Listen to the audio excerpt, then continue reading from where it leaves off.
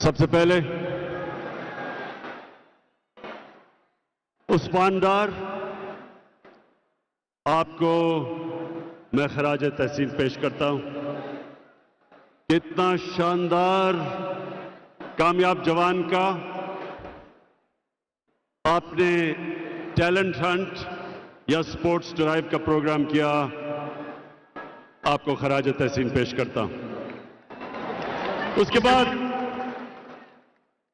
पाकिस्तान के नौजवानों, आज आप इस टैलेंट हंट ड्राइव में जो आपने शिरकत की, मेरी आपको तीन पैगाम है। सबसे पहले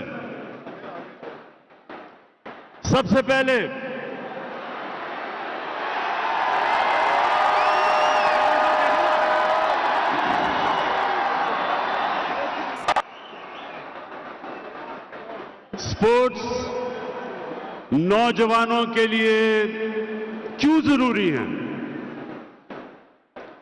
क्योंकि मैंने अपनी जिंदगी के 21 साल इंटरनेशनल स्पोर्ट्स के ग्राउंडों में गुजारे हैं।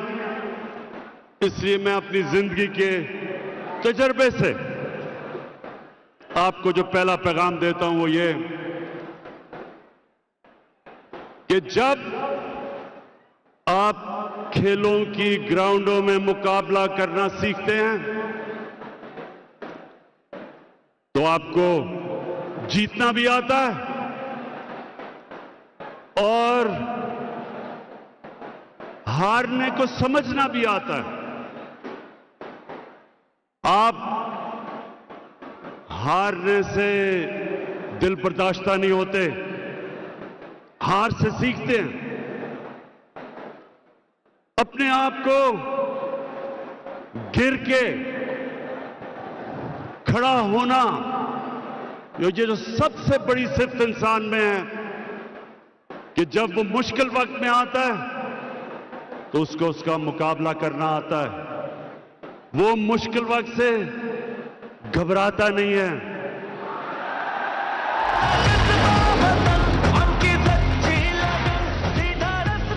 आप हारते तब हैं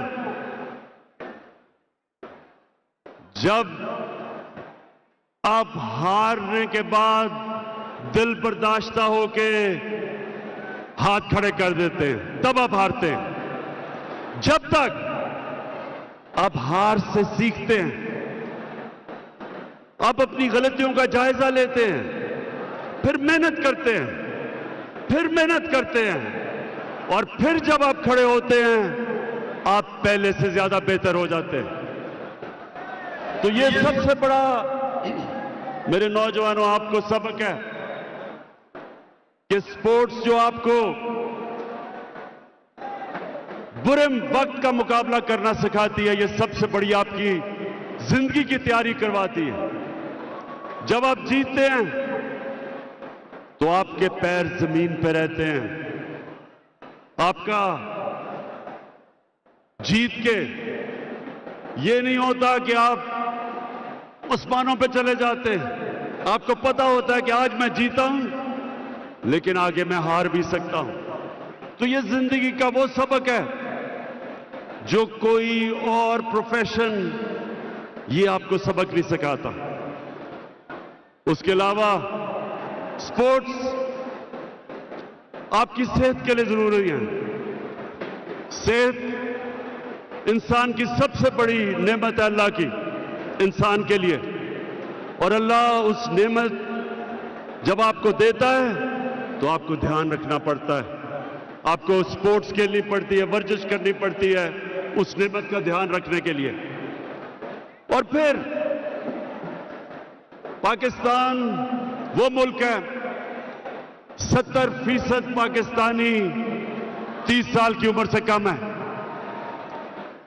इनके लिए हमने फैसला किया है कि सबसे पहले हमने खेलों की ग्राउंडें बनानी है अपने नौजवानों के लिए। अभी तक पख्तूनख्वा में 300 ग्राउंडें बना चुके हैं हम खेलों की। पंजाब में अब तक, क्योंकि अभी सिर्फ 3 साल हुए हैं, पंजाब में 260 ग्राउंडें बना चुके हैं और हमारी कोशिश ये है कि तकरीबन हर मोहल्ले के पास खेलों की ग्राउंड हो, हर यूनियन काउंसिल में खेलों की ग्राउंड हो। आपको हैरत होगी सुन के कि न्यूजीलैंड, जिसकी 50 लाख की आबादी है, 50 लाख की आबादी है न्यूजीलैंड की, पाकिस्तान से ज्यादा खेलों की ग्राउंडें हैं। 22 करोड़ पाकिस्तानों से सिर्फ 50 लाख के न्यूजीलैंड में ज्यादा खेलों की ग्राउंडें हैं। इसलिए हमने सबसे ज्यादा कोशिश करनी है कि सारे पाकिस्तान में खेलों की ग्राउंडों का जाल बिछ जाए। और उसके अलावा हमारे नौजवानों, मेरी हुकूमत पूरी कोशिश कर रही है कि हम आपको बेहतर तालीम का मौका दें। पंजाब पख्तूनख्वा और फेडरल गवर्नमेंट ने, ये जरा गौर से सुने, हमारी 2 सूबाई गवर्नमेंट और फेडरल गवर्नमेंट ने 47 अरब रुपए की स्कॉलरशिप्स दी हैं। इसमें 47 अरब रुपए की स्कॉलरशिप्स, जिसमें 63 लाख नौजवानों को हमने स्कॉलरशिप्स दी हैं। ये पाकिस्तान की तारीख में सबसे ज्यादा पैसा अपने डिजर्विंग स्टूडेंट्स को हमने दिया। और आखिर में हमारी अब कोशिश है कि पाकिस्तान इंटरनेशनल लेवल की स्पोर्ट्स में पूरी तरह शिरकत करे। उसके लिए ये टैलेंट हंट एक तरीका है, ग्राउंडें, ज्यादा ग्राउंडें बनाना दूसरा तरीका है, और तीसरा सेंटर्स ऑफ एक्सीलेंस बना के इस टैलेंट को पॉलिश करने का वो तरीका है कि हमारा टैलेंट पॉलिश होके और इंटरनेशनल लेवल पे मुकाबला कर सके। और चौथी चीज, हमारी जो स्पोर्ट्स बॉडीज हैं, इनकी मुकम्मल तौर पे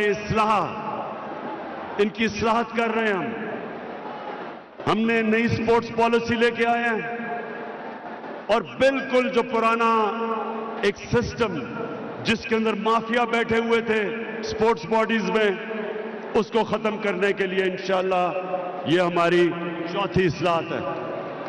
मैं फिर से उस्मान डार आपको खराज तहसीन पेश करता हूं और उम्मीद रखता हूं कि इन नौजवानों में से पाकिस्तान के लिए टैलेंट निकलेगा। बहुत बहुत शुक्रिया।